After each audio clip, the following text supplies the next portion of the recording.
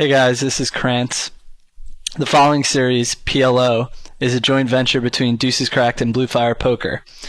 Phil Galfon, aka J-Man, aka OMG Clay Aiken, White Lime, and I thought the best way to bring you guys the highest quality PLO content would be to work together and release it together. In this series, J-Man will be teaching Emil how to play high stakes PLO as they analyze hands and sessions that White Lime has played.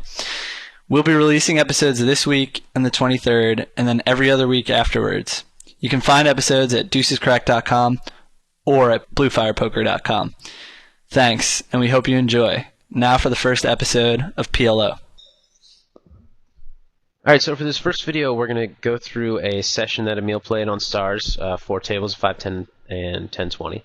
And I'm just going to be looking for some tendencies or mistakes that I see in his game, and he'll be asking me whatever kind of questions come up. Just a quick, thematic overview for this episode. Some of the things that I definitely want work with are, I'm going to be brief so we can get into the actual session, are c-betting too much, pushing pre-flop edges too much. I definitely want some work with bet sizing, and I definitely feel like I don't slow play enough. Okay, cool. Yeah, I think those are definitely all fall in the category of leaks of no-limit players transitioning PLO. So I'm kind of glad you spotted that before I did. All right, so right here, it looks like I considered re-raising, but I ended up just calling. I feel like if that deuce was a slightly better card, like a jack or a 10, obviously, I'd pretty much almost always re-raise there. Yeah, I agree. I think the difference between a deuce and a 10 is pretty significant. The deuce really hurts you here, so I definitely wouldn't re-raise.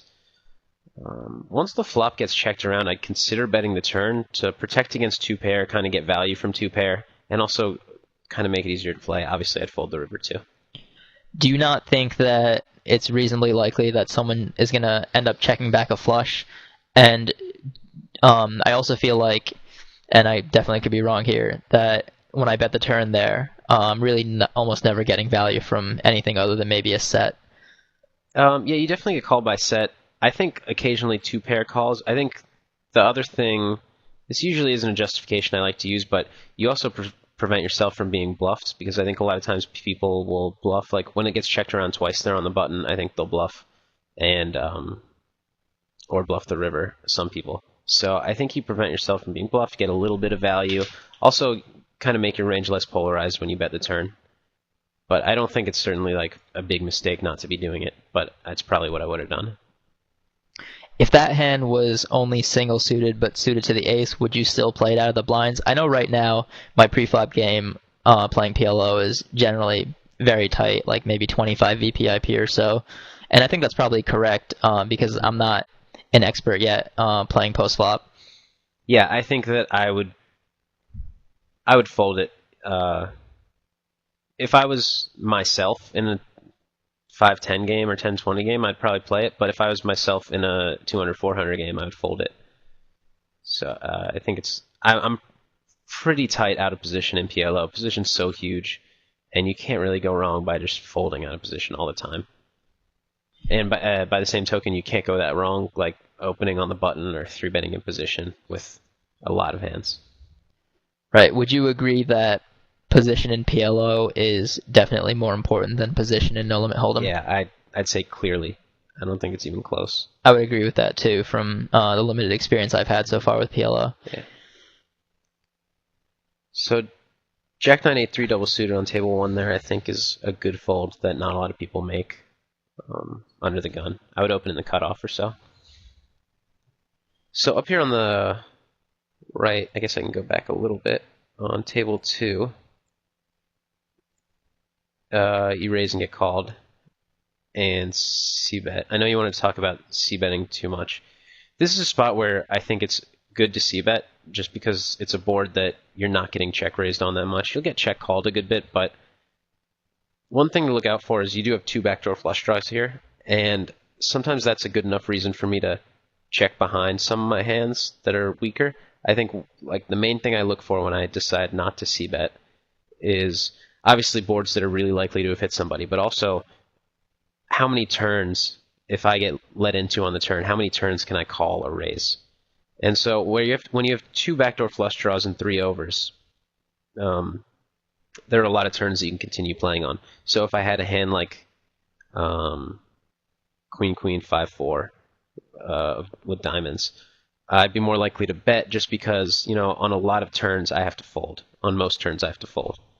Whereas a hand like this, I still would bet, but I just wanted to find a spot where we could talk about checking behind. And I think looking for turns that you can continue on is an important aspect of that. Right. So that, I guess, is a very similar concept carryover from No Limit Hold'em. Maybe a good analogy might be on that board. You'd be more likely to check behind Ace Queen than Pocket Threes. Yeah, exactly. Wow. Yeah, this is a nice flop. Yeah. I find I couldn't imagine you making a mistake this hand unless you fold somewhere. Yeah, I hope I didn't fold here. Yeah. Okay. That's unfortunate. How often would you check in that spot? I feel like that's the type of board that I would expect a good thinking player to bet the button pretty often when checked to. I know if I was the button in that situation, I would be betting way more often than checking if that board was checked to me. I think if you were in that spot, that's actually really interesting. I want to go back to there. If you're in this spot with, let's say, the nuts no redraw, I think that is a better spot to check than with a hand this strong.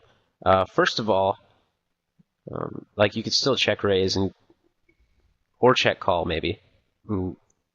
But the more important thing is, first of all, with the nuts no redraw, if you bet and get called, there are a lot of turns where you're in trouble. And so checking and having it checked through and seeing a free turn with some deception is a pretty good alternative. The main reason I wouldn't check this flop is it's a complete disaster to if twin in the big blind or small blind or whatever has the nuts no redraw or has a lower flush draw and a lower straight. It's a disaster to not stack him on this board.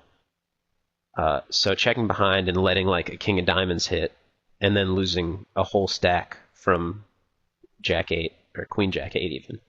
Just that's going to add up. Even though it's not that likely, it's just so much money that it's going to add up. So I'd rarely slow play when you have something like this huge, that there are going to be hands that will get it in with you that you have a ton of equity against. That's really interesting because that's kind of the opposite of what you would think you would play out a hand in No Limit Hold'em. I know if you'd asked me that question and I only had like a couple of seconds to think about it, I would just feel like checking the less vulnerable hand, which is definitely the one that we just had there, would be a better play. But I mean, after thinking about it, I mean, it's definitely seems much more correct to go for a check raise with just naked jack 8 there. Mm-hmm. One thing I think that is kind of a concept that's in people's heads is slow playing. Like concept in no limit players' heads that doesn't translate as well to PLO. One is slow playing, and the other is drawing hands. There are boards where you can have top set on a super drawy board, and it's sometimes better to consider it a draw, or especially mid set. Top set you can play faster, but there are a lot of times where I'll just call with top set because I'm quote unquote drawing to a brick turn, because it's a spot where if I get in on the flop, I'm going to be whatever 55-45. I'm never going to get in way ahead. Whereas if I call and see a turn, there's a lot of deception value, and also just I can fold or get away cheaply on certain turns and get a lot of money in when I have a lot of equity. And the other thing I was saying, I guess those are the same things. That addresses like slow playing and the concept of a draw. So that's a spot where with just the nuts, you're never going to get it in way ahead. You'll get it in ahead for sure, but you get it in behind to hands like the ones you happen to have there. If you just had, and so it's like it's not a disaster to not get a lot of money in on the flop with just nuts no redraw.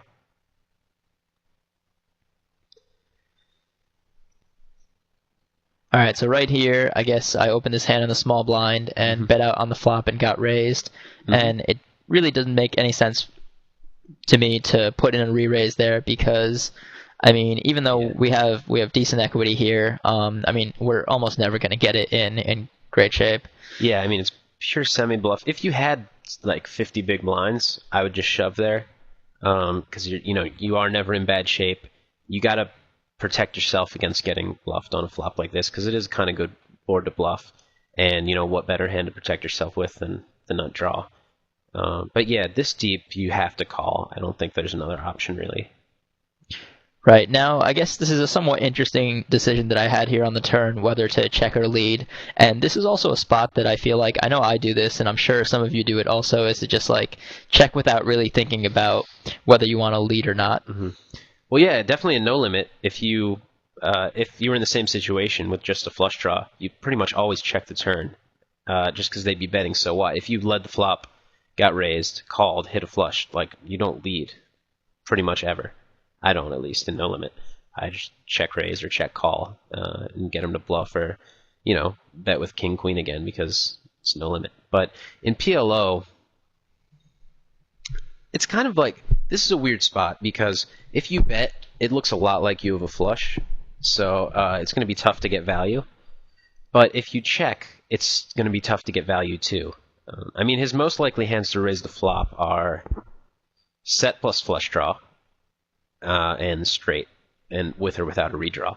That's pretty much it. He's not going to raise, he could raise two pair, maybe. He could raise, he could definitely have, ace, jack, jack, five, so just blockers with the gutter.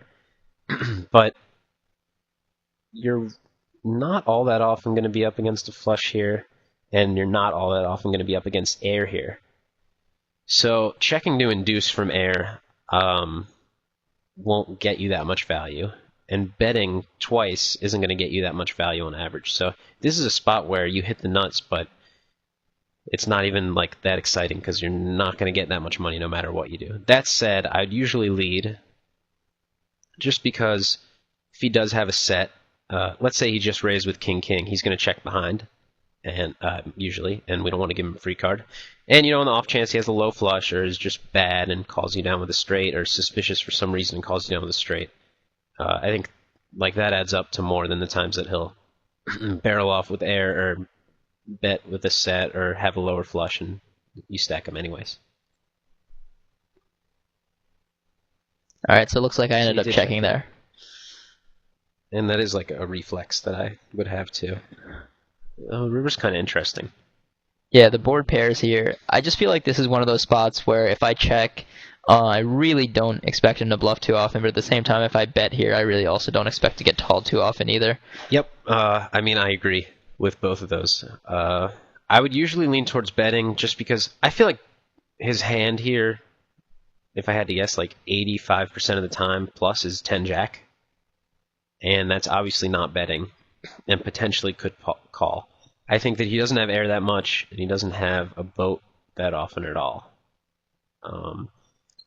If you bet and got raised, I really don't know what I'd do. It's so player dependent and more readless, so it'd be a really gross spot. But I still think I'd bet on the off chance, he could have checked behind the turn with a 10 high flush, if he has jack 10 with a 10 high flush, something like that. That's a hand that could check the turn that would now check the river because the board paired, but would probably call you if you bet. And also you kind of just bet hoping he's an idiot because we don't have a read yet. But like you said, yeah, I wouldn't expect to get called all that often when I bet. I think it's just better than the alternative.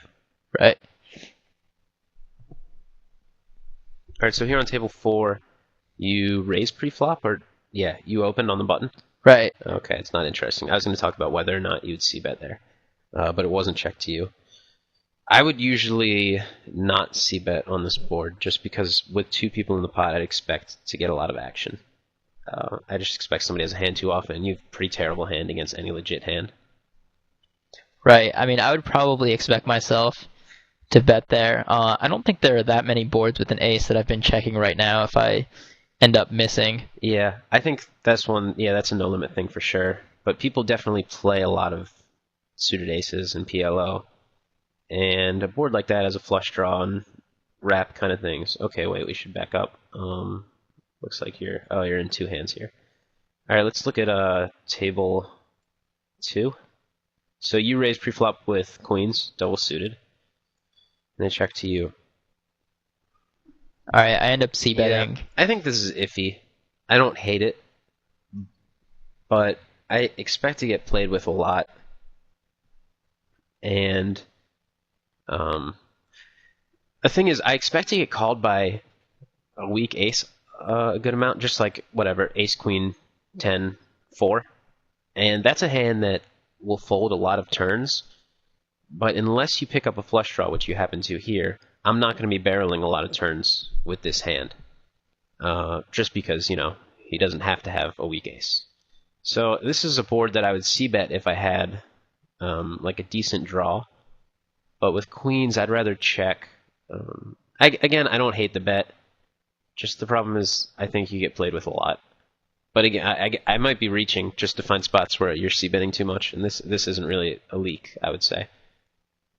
What do you think is like the minimum type of hand that you expect to be called with by the button here? And then say the button folds, what do you think is like a hand that you would more often than not get expected called by the other guy?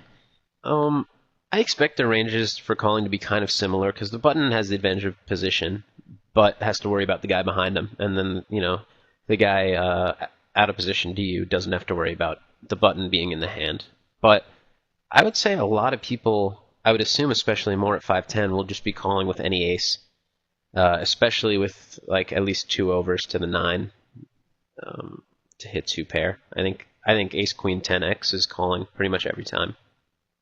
And then, you can get called by worse with some kind of straight draw or pair plus straight draw.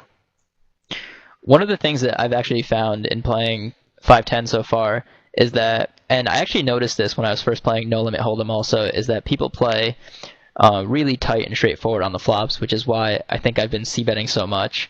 Yeah. And I mean, I guess a good analogy back to No Limit Hold'em might be, I remember back in the day when I was playing like lower, like 3-6, 5-10, people were much less likely to check call even something like ace queen high on like a 7-5 deuce board, whereas once you start playing higher stakes, that play almost becomes standard for some players.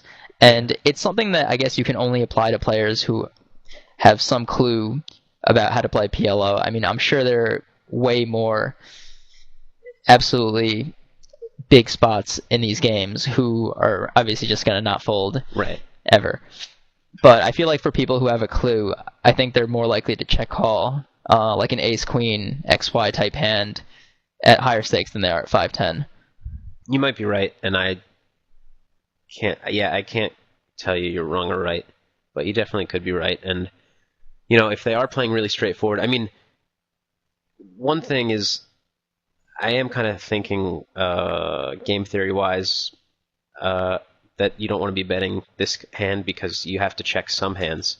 And I guess that kind of has the built-in assumption that your players are going to be a little bit tougher, that they might bluff raise this flop with like 9-8-6-4 occasionally, or just, occasionally bluff this flop when it sounds like maybe they're not going to bluff raise this flop ever, you're saying, or almost ever.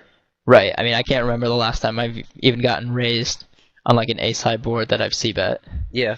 So I guess this is more than I definitely don't hate a c-bet at all, and it's more something to keep in mind for when you start playing tougher opponents, that you're going to have to, just like in No Limit, I feel like against weaker opponents, you can pretty much c-bet every hand. You can c-bet bottom pair just because they're not going to make you fold the best hand ever, so whatever.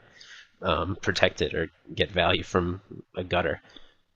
So yeah, it's the same kind of thing. If they're not going to make you pay for it, then you don't need to be balanced. You don't need to keep your c-betting range strong-ish. But that's just something I worry about if people are going to play back at me if my range is too weak. So I try to choose some hands to check with. And actually, this is one of the better hands. Like, goes a little bit more towards betting just because I do not like to fold the best hand. And, the button could bet with some kind of draw, and you can end up folding the best hand, and you have 2 backdoor draws or 3 backdoor draws. So, yeah, I think that in these games, c-betting is probably correct for sure. And then this turn, this is a great turn for you. Obviously, you pick up a draw, but also, and we'll talk about table 4 after, I guess. But you pick up a draw. Also, the king is great because if he does have, ace, queen, 7, 4. Now all his 2 pair outs aren't aren't good against Ace King, so he has to be more worried, and he folds. So I think that's standard. And I guess we should go back to this Jack's hand. Cool. Sure. And just to clarify, after I bet that turn, I think it's a pretty clear bet fold there with those stack sizes. I don't think he's going to be shipping in like 6, 7, 8 with a flush draw often enough that we want to be calling it off there. He could be, but it's so much more likely that he has 2 pair, or it'd be a disaster if he has Ace of Diamonds and another diamond and ships it there. You're pretty much dead. All right, so you got led into on this board. Yeah, maybe like a 60% pot bet, so a pretty weak bet. And I ended up just calling, and my reason for calling in this spot is I think he's bluffing a decent amount, and I think when he's betting something for value, I think it's normally a jack with a better kicker. So I feel like when we raise here, we miss out on value from him continuing bluffing. And even though we're not like terribly against getting it all in here, we're pretty much going to have decent equity against even like Jack 4 because we have 9 outs against that, right? It's never a spot where we're going to get it all in as a favorite. Yeah, I agree with that. I keep like worrying about if I'm playing against a very good player, which you have no reason to believe you are. That, I think more about my range. If I'm going to be wanting to raise, when people lead into me on this board, I'm going to want to raise sometimes. So that means I'm going to want to raise some air, and I'm going to want to raise some strongish hands. So this is towards the top of my range, so that leads me to want to raise this some of the time. But that, again, that's kind of like game theory, metagame, whereas if you're against a weakish player, or even just an average player, you don't have to worry so much about that. You don't have to worry, I think, about him leading here with kings, and like calling three barrels when you raise the flop and bet, because you don't have that dynamic. So, and yeah, I think your logic's definitely sound. That it's kind of like way ahead, way behind, and the best way to get money is to let him bluff or catch up to a worse hand. And then right here, he bets again, kind of smallish. This is a much easier call for me because, now if we raise, we have only one more card to come, and we have much less equity against the types of hands that he's going to get all in with. Yep, definitely. Okay, so he checks, and you check. I think that's an interesting spot, and I'm actually not sure what I like. I guess, so you're thinking he has either air or a jack, and most jacks beat you here. Pretty much all jacks beat you. Yeah, that's basically my thinking. Yeah, that's legit for sure. He could have had air that backed his way into a queen, but I don't think he'd expect you to double float and then bluff. So even though we have pretty relatively strong hand, given the way it played out, yeah, I don't think there's much value. And yeah, he had a better hand. Cool. On table 1, you folded a bad double suited hand. A lot of people play those too much. So yeah, it was definitely one of the hands where when I first started playing PLO, it would just look really pretty, and I would end up playing it. But after playing some more, like being suited to anything other than maybe like an ace, I guess there's some value in a king and a queen is just really not worth that much. Yeah, it does look pretty though. So yeah, I really haven't seen a spot where you've made a c-bet that I've cringed at for sure. And you are probably playing pretty optimally against these guys at this level. All right, so you 3-bet ace, queen, 10, 9, rainbow. How many hands are you 3-betting here? One of the things that I found in playing PLO is that 3-betting in position is something that's just incredibly hard for anyone to counter. Yeah. And I guess the most effective counter would be to start 4-betting wider, and that's also something that at these stakes I just don't find people doing. Like they'll still, even if I'm 3-betting them, say 40% of the time when they're opening from the small blind, they'll still only 4-bet me with aces. Yeah. So it seems like just a fantastic play to be 3-betting with a very wide range here, blind versus blind in position. Yeah, I'd say like 20% of players at like any stakes I've played, even like the highest stakes, don't 4-bet hands like as much as they should be against somebody 3-betting light. So yeah, it's definitely great to 3-bet a lot of hands. I personally don't 3-bet hands like this, because I think that when you 3-bet, they put you on high cards usually. And so you have a hand that they're putting you on. And that's not to say I don't 3-bet high cards, but when I do, I just save it for like my premium high cards. So if this was double suited or even single suited, I think I would 3-bet. But so the more raggedy high card hands like this, I would just call, because I think the one drawback of them putting you on what you have, combined with like the fact that your equity edge pre-flop isn't that huge, I wouldn't 3-bet. That said, in a vacuum, it's fine, and I think I'm probably worrying too much about game theory and metagame for a 5-10 game with opponents that you're not going to see that often. This is actually a pretty interesting spot.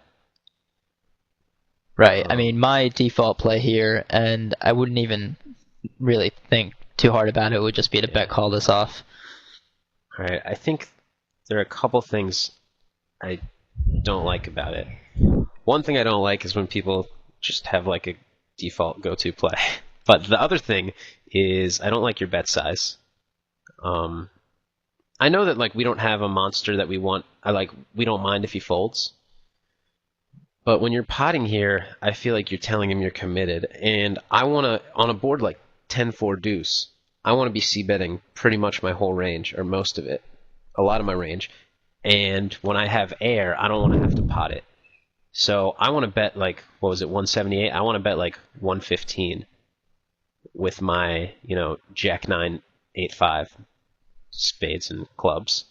And because of that, I want to bet that with hands like this. And it's kind of one of those things like, yeah, it puts you in a uglier spot when raised because you don't have quite the pot odds that you do if you pot it. But I just think for your overall range, you can't be always letting them know when you're committed and when you're not. The other thing is, I think that this isn't a bad spot to check behind. I think my standard would be to bet, and if they raise, I'd probably get it in, but I'm not happy about it just because there aren't a lot of hands that raise. I wouldn't expect to get raised that much on this board. But when I do get raised, I'd expect it to be like queens with diamonds or some kind of wrap, or maybe like ace king 10-4. And I'm not in great shape against all that. So I think there is some argument to checking a hand like this. If I had a hand like kings, like raggedy kings, I'd probably bet get it in against most people, because that's a hand that there aren't a lot of turns that I'm happy to see.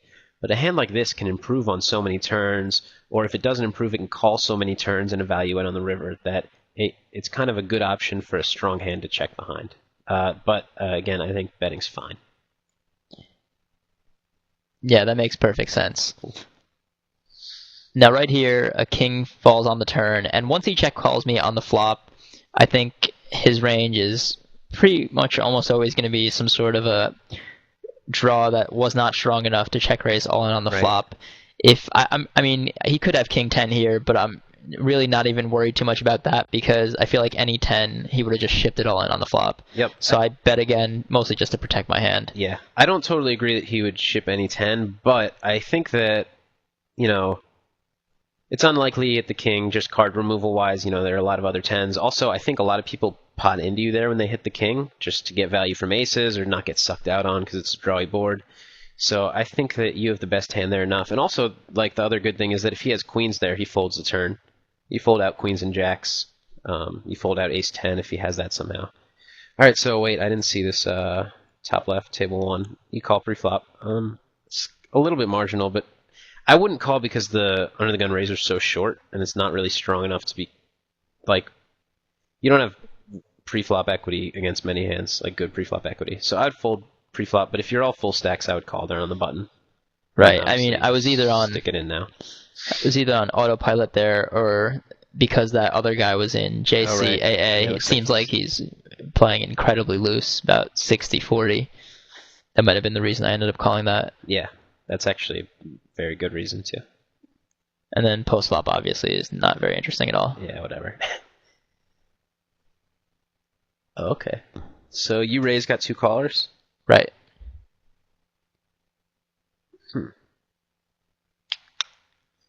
This is actually a flop that I would check. And I would check call. I know that like puts you in a gross spot. It kind of defines you as weakish hand. But I think one thing it gets checked through a lot, which is kind of a good thing for you, because I mean, obviously you take it down with c-bet sometimes, but the other thing is that you have such a pretty strong hand, but you definitely have to fold to check raise. So I try to avoid betting with pretty strong hands that can't stand any heat, because I'd rather just check and see a turn, hopefully improve, or call a turn bet and decide on the river. I just want to avoid getting check raised, because even if he does have ace 10, that's kind of, I mean, obviously you have to fold to that check raise with that hand, but it would have been nice to see a turn against ace 10, because you have pretty decent equity. Right, and that's like a very similar type of hand that you would also want to check in no limit hold'em. Right.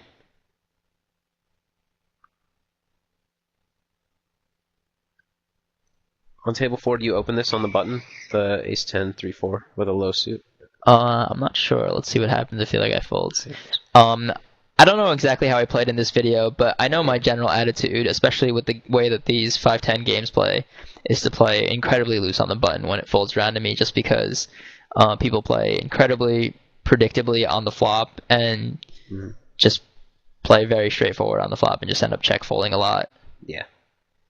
I mean, I think you can make an argument for opening any hand with a suit on the button against weakish players. Like, you could open most hands on the button. I know heads up PLO against a weakish player, you can open every single hand. I think it's fine, except maybe like quads. Just position's so powerful, and if they're not going to be giving you a headache in a lot of spots, just pound them. I would have opened King Queen 10-6, right, in the cutoff. But obviously it's not bad not to.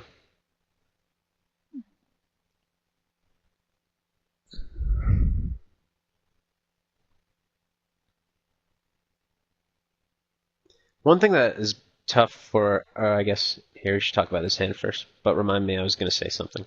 Sure. This is an iffy raise, I think. I guess I see now that under the gun limper is like 79 or 76 pre-flop, so against weakish players that are playing that many hands, it's fine. If you were up against a tight player or a good player, this is just kind of too junky a hand to raise. It looks nice because like high cards with a pair, it's two good hold'em hands, then you have a suit, but there just aren't that many great flops you can hit. Right. I'm sure a lot of my motivation for raising there was definitely because he's playing 70% of his hands. Yeah, and that means that the guy limping behind him can be playing a lot of hands. Right, yeah. And the guy limping behind him also is not full stacks, so he's probably going to turn out to be a weak player. Mm-hmm.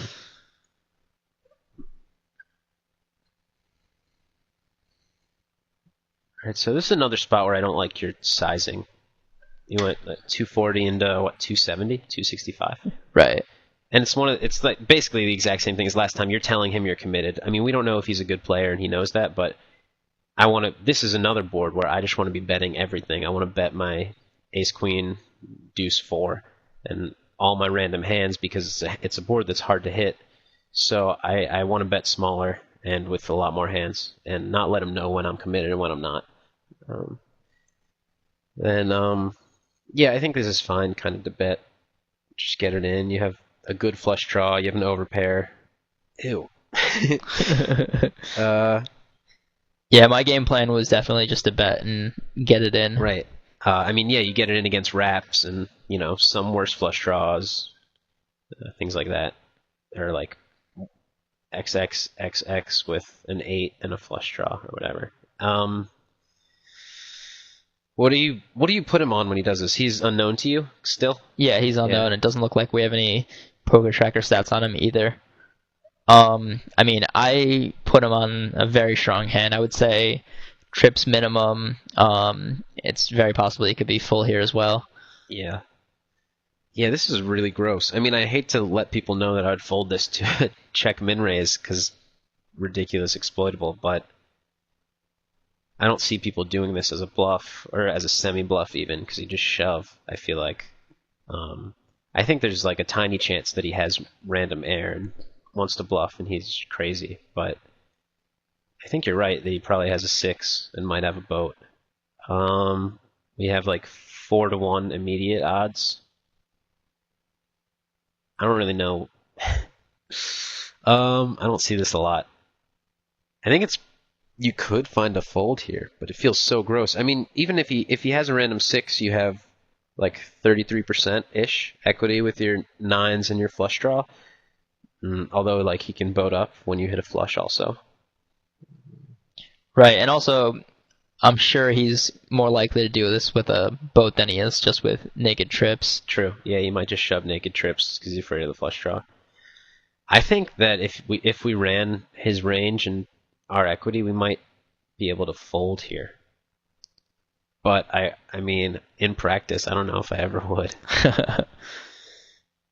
Right, so it looks like I ended up calling, and my game plan was probably to go broke, obviously, if I hit a flush or a 9. Yeah. And then, so on a turn like this, I think I was probably undecided about a turn like this. Yeah, that's what I would be too. So you folded. I'm thinking. Yeah, I think I remember folding this one. Yep. Yeah. I mean, we have such good pot odds, but it's so unlikely that he doesn't have trips or a boat. I think it's probably close, but I think it's probably a good fold. It just feels really gross to make it. All right, up here on the table 1, it was limped pre-flop and checked around on the flop. Right.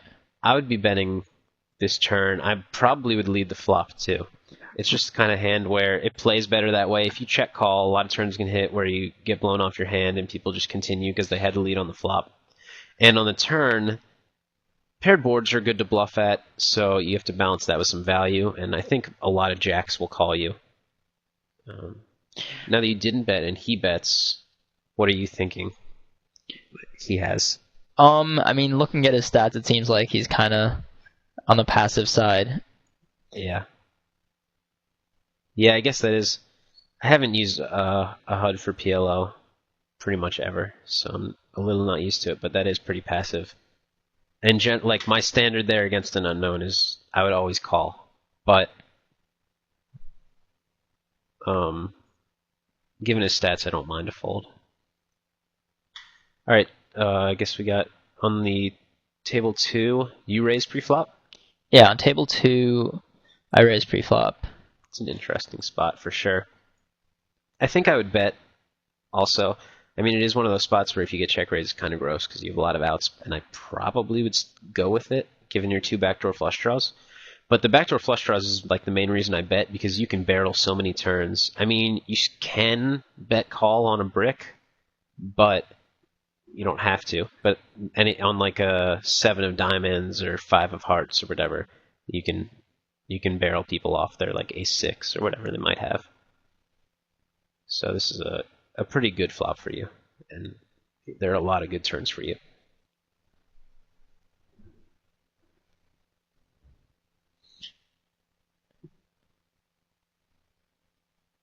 Right. I think my game plan was probably to get it in against the 2 $550 stacks. Yeah. And do I fold here? Oh yeah, you do fold. If you run that equity, you can't fold that against, like, I would guess against ace-10. I don't know this for sure, but I think you're maybe 40%. Right. And you have just about 2-1. Yeah, looking at it now, I mean, it doesn't look like a good fold. Yeah. I mean, I'm glad that came up, because like the biggest thing for me was when I came up, just like putting all my hands in Poker Hand or wherever, or in Poker Tracker, and running through all the equities, because it's new to Hold'em players, like all the different hand combos, and learning range, like your hand for certain ranges, is really, really important, and kind of understanding what hands, because some hands look good, but against the hands you get it in with aren't all that great, and then other ones are better than they look. Right.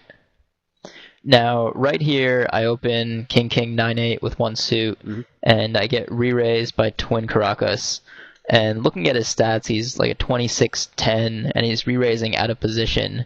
So I think there's a very good chance he has aces here. So I guess the first question is this a hand that you can just fold, knowing that he's going to have aces a good amount of the time, just because, I mean, that's a hand that this plays kind of poorly against?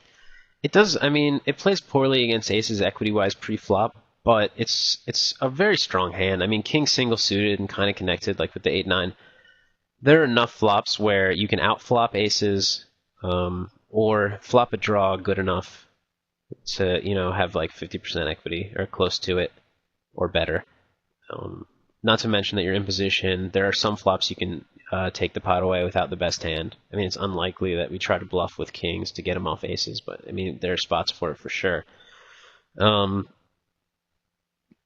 It definitely plays a lot differently. It would really help to know if he's only 3-betting aces, if he's mostly 3-betting aces, or if he's 3-betting wide, like on a flop like this. So that's definitely one of the main notes I take on players is their 3-betting range. When they 3-bet and show down a hand, if it's happened like 3 times and it's aces, I put down maybe only 3-bets aces, or if they show down a lot of other hands, I note that. This is kind of an ugly spot just because, oh wow, he pots it. I think against the pot you have to fold, which you did.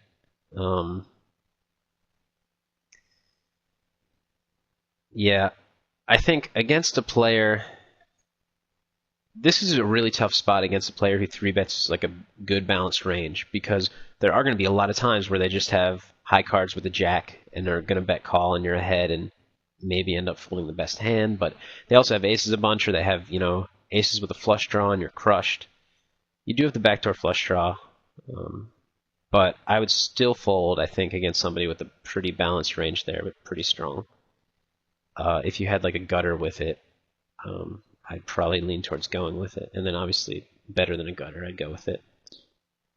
Right, but with what we had against pretty much any reasonable player, it's just a very easy fold on the flop. Yeah, it is. You're like crushed or slightly ahead against any hand that's going to be bet calling there. Even if he has a wide 3-betting range,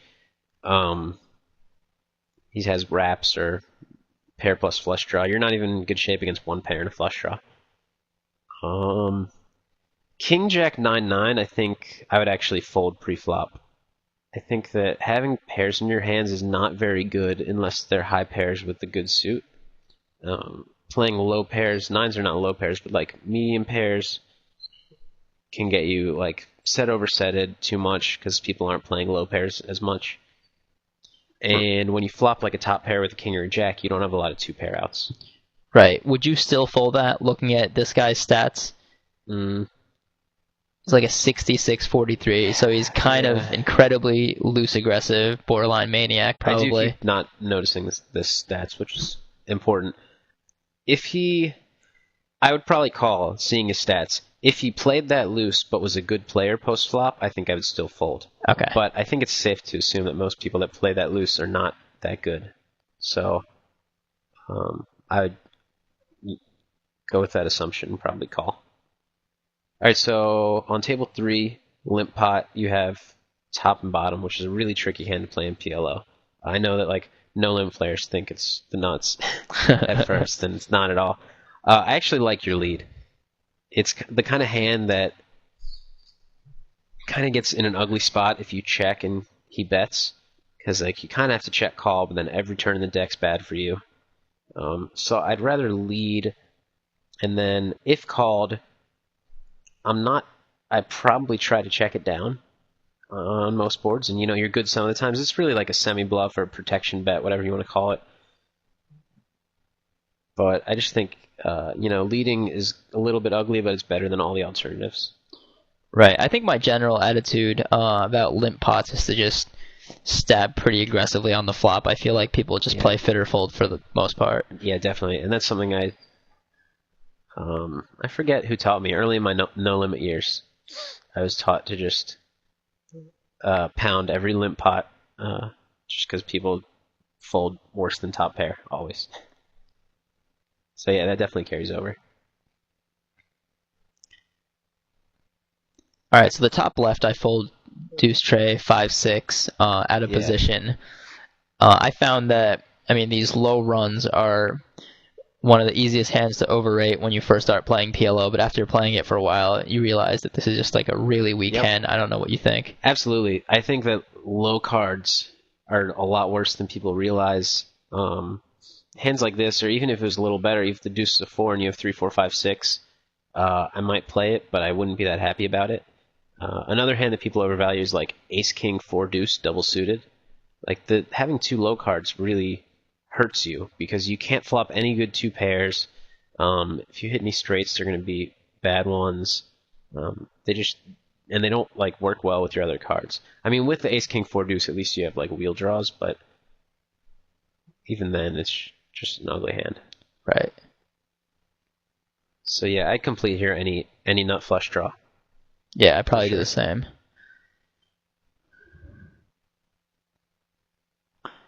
That's the one hand that after playing some PLO hands I found to be much stronger than I would have thought it to be. I feel like having a suited ace is just very, very strong. You can flop. Yep. If you flop a nut flush draw and just like slightly more, you're pretty much okay going all in. I mean, like mid pair and nut flush draw against a wrap, you're in good shape. And obviously, flush over flush happens a good amount of the time in PLO. No limit when you have ace five of hearts. It's not that often that you flush over flush somebody, but 4 people to the flop, and you have ace five of hearts in PLO, and the flop comes 3 hearts. Somebody probably has a flush. I don't know that. I don't know the math on it, but I wouldn't be surprised if it's more likely than not that somebody has a flush. So here's super premium hand, super standard raise in position. Right. What would you do if this player opened? I mean, we don't have very many stats, but it looks like 21-0 over 19 hands. So probably someone who's not going to turn out to have very high preflop raise percentage. If they open, I would just call. If somebody normal, like if it was like 21-15, I would 3-bet. I think it's a great hand to 3-bet. And like we said, 3-betting in positions, just people don't counter it. It's really hard to counter.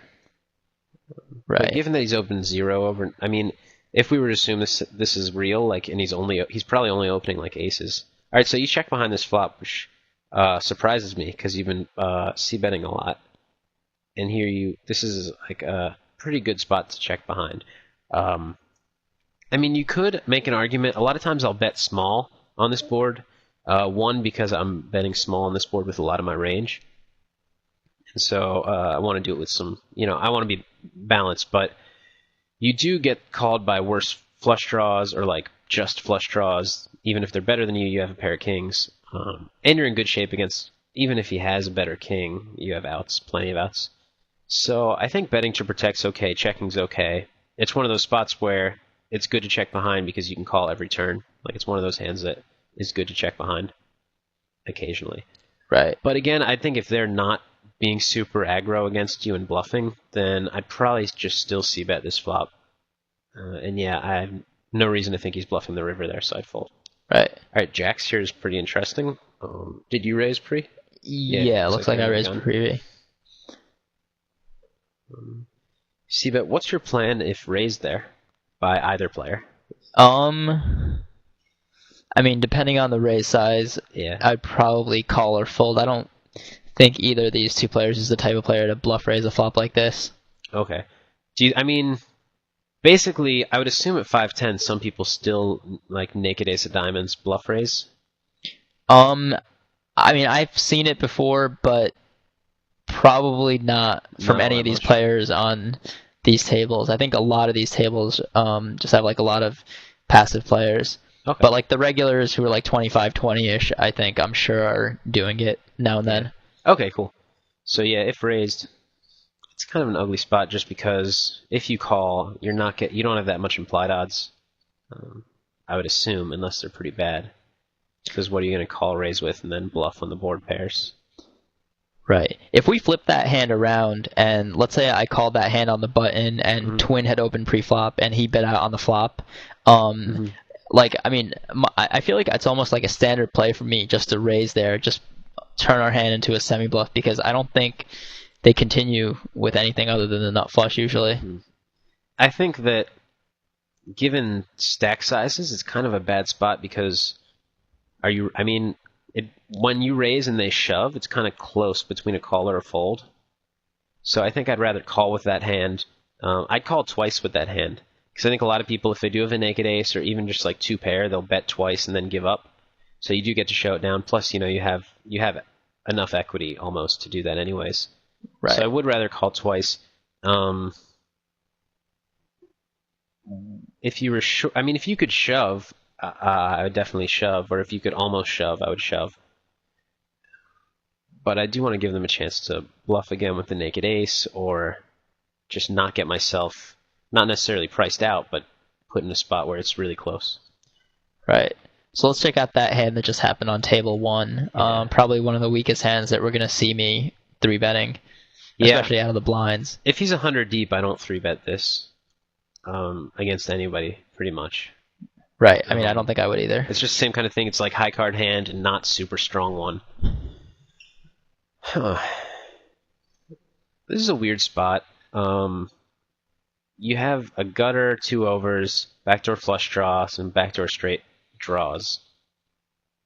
I guess the question is, if you check, do you see him betting many hands that aren't pair queens or better? I mean, based on his stats, my initial answer would be yes, because I'd probably just classify him as a maniac. Yeah. If somebody's straightforward here, or straightforward-ish, I'd rather check because it's one of the spots where if I bet and he shoves a queen, I have to fold. And I mean, if he turns his hand face up, I still have to fold, but I don't like it because there are a lot of turns that could hit that I could take him off his hand or improve to the best hand or have a good draw. So it's one of those spots where if somebody's going to be straightforward, I would check. If you're 100 deep, I would bet because he's not going to be shoving many hands. You still get the opportunity to see all those turns and then shove the turn when you pick up a flush draw or an open ender or a wrap or whatever, or a straight maybe.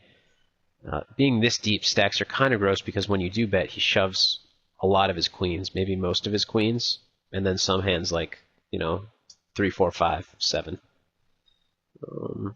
But that said, probably show a profit by betting as opposed to open folding. It's just a question of how often he's going to be betting when you check, and I'm not really sure. And if he's going to be betting a lot, I think probably c-bet folding is the best play. Right. If he'll be straightforward, I think I'd like to check there. What do you think about my check here on table 2? I opened pre-flop, and it looks like the pot got 4-handed.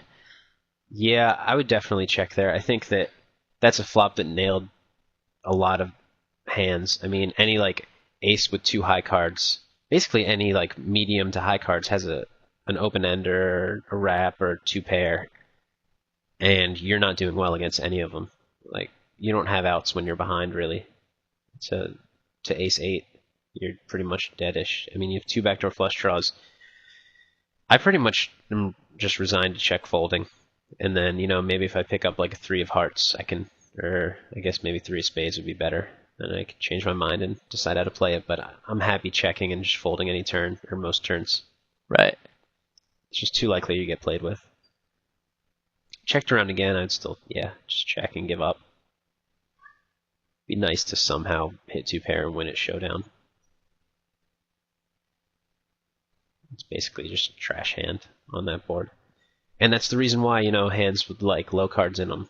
This is fine, I think, to open in a weakish game, but it's you're not going to hit many good flops because you're going to hit flops like this and not have a lot of outs. And I don't see people bluffing into 3 people that often. Right.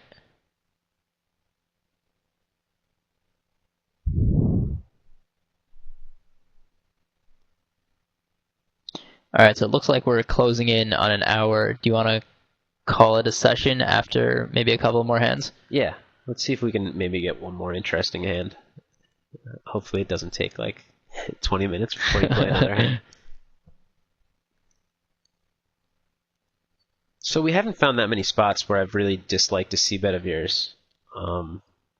You did check behind the king 6-6. I actually never asked you. Where you had king jack 9-8 or something like that with a flush draw? Right, with a flush draw. Did you have a reason? Do you remember, or do you have a reason for checking that behind? I mean, it seemed like the type of hand that I would check back and hold him. I mean, if I bet, I'm probably not going to get called by anything worse. I mean, I have the flush draw to go along with my hand, as well as the fact that the pair is a king, so there's really only one overcard that I guess my hand is vulnerable to. So, right. I mean, it seemed like a good spot to check. Yeah, I think so too. I was just surprised because, especially talking about you thought you were c-betting too much. That's a good spot to check behind that I didn't think you'd spot. So that's cool. All right, so here you have kings and 4s. Do you know who raised pre-flop? I think you did. I think I did too. All right, and you get led into. Right.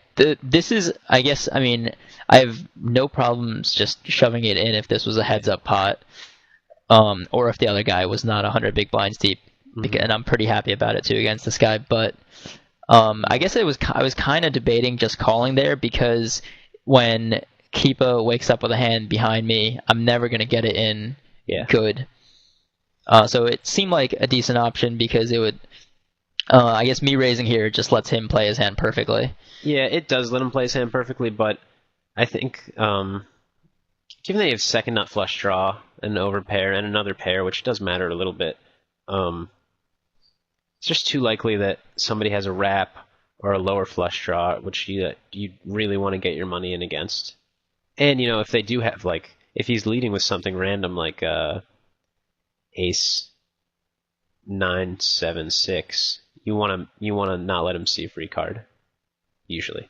So I think I would definitely just shove it in there. And that's one of those spots where you don't potting. It's fine because you're pretty much never raising there when you're not committed. So you don't have to worry about the bet size thing there. So yeah, I like your play. I think you get it in good there a lot. Two other hands, I guess. Let's talk about the bottom left, table 3. Twin, who we believe is a tight 3-better. 3-bet, and you have pretty premium hand. This is actually a gross spot because against a reasonable 3-betting range, you have a very good hand, but against aces, you've kind of bad hand. Any thoughts? We still think his range is pretty tight, right? Right. Yeah. I mean, I guess I wonder if I folded this. I mean, I probably would fold it if it was ever so slightly worse if I didn't have a suited ace, or if the 10 was a 9 or an 8 or something like that. But I think Empire being in the pot helps a little bit. If we are up against aces, just gives us more odds. Yeah. I mean, okay. He checked, which is interesting. Which means I'd put him. I don't think he's checking with the intention of getting his money in, given that he has a pot and a half left. Right. Just over. I think he would just pot if he wants his money in. He's got to protect his hand, whatever. I wonder if he would check with aces here to check fold. It wouldn't shock me, but kind of surprised me a little. So check to you. I mean, my take on the situation was, I mean, I guess there's some chance that he's going to fold, but I think if the action goes something like I bet here and Empire 2000 folds and he knows it's going to get heads up, I think he probably will just end up shoving it in. Okay, that's interesting. I agree that he would shove it in there with aces. I just don't know if he can have aces and check. I'm not saying that he can't. I'm saying I actually don't know. My standard in this spot would be to assume that twin's folding, and given the open end or backdoor flush draw on the overs, I would just pot it and get it in. I mean, obviously hoping they fold. But we have enough equity that, I mean, if we get it in, we're usually going to be, I don't know, 30 to 40, probably 30 to 35 most likely. And so it's not that much of a mistake, even if we know we're getting played with. So I think given the chance they could fold, I would just ship it. Right. Would you agree that he's significantly more likely to check aces with the nut flush draw here than just naked aces with no flush draw? Yes, I do. Agree. Okay, so if we sort of change our hand to have the ace of hearts without the flush draw, right? You'd definitely be much more likely to bet there. Yeah, I would be more likely to, because I mean, yeah, that's a really good point. I mean, it doesn't happen all that often, but it definitely happens. And when you get it in against ace with a nut flush draw, you're screwed. Yeah, I'm just really curious to what he's betting, because I totally agree with you that if he has aces here, he's checking, or if he has aces and checked, he's going to fold if you both get in and play if one of you shoves and the other folds. But I just don't know if he can have aces and check, because I feel like most people would be like, all right, well, not that much left, I'm going to protect my hand. So my standard would be to shove, but if he does have aces, I agree, you're not getting him off of it. And if you do believe that his 3-betting range is pretty ace-heavy, aces-heavy, then I don't mind a check fold. That's really weird. Wow.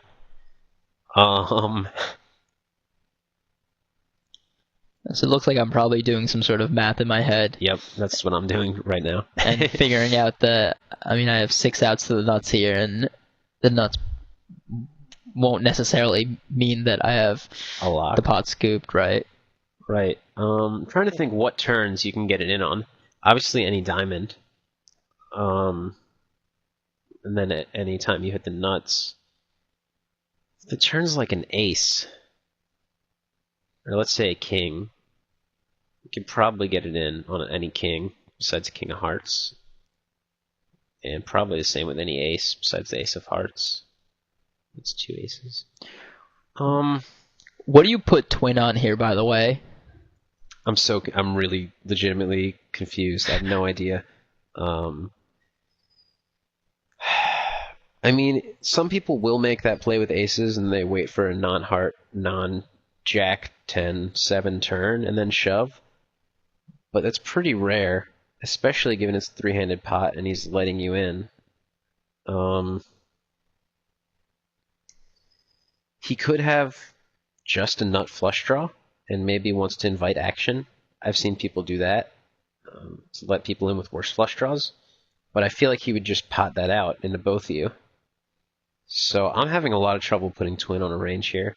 I think Empire, can have a whole bunch of hands, all of which are pretty decent. And had twin folded, I think it'd be a weird spot against Empire, given that he bet so small. Actually, given that he bet that small, I think I'd put Empire on a pretty strong hand, right? He bet 600-ish into 900?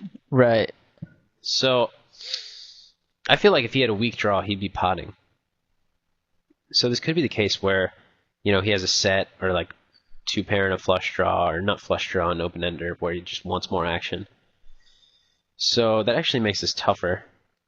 On first glance, I was definitely going to call, but given that I think it's pretty likely Empire's really strong here, I don't hate a fold. I would probably call and get it in on any diamond, ace, king, or straight. That's not a flush, but I do think it's close.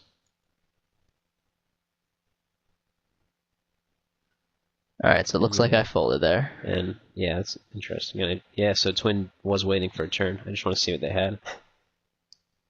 Okay, so twin was doing the wait for a safe turn with aces, and Empire didn't. I mean, he could have had a monster draw or like 9-4 with. Okay, so he had queens with a nut flush draw. So that's a bet. That's inviting action. Right. And we could run your equity against those 2 hands. You are kind of in bad shape, given that the flush draw's out there. Your pair outs are no good. And it looks like your assumption of twins range is not invalidated. Right. And Empire's play right there is perfectly standard, obviously, right? Yep. Yeah, on all streets. All right, so I guess maybe we should wrap up the video. Sounds good. Maybe for the next session, we'll just pick out some hands and go through them. Yeah, I think that sounds good. All right. Hope you guys enjoyed and tune in next week. This is White Line from Deuces Cracked. And Phil Galfon from Blue Fire Poker. Thanks for watching.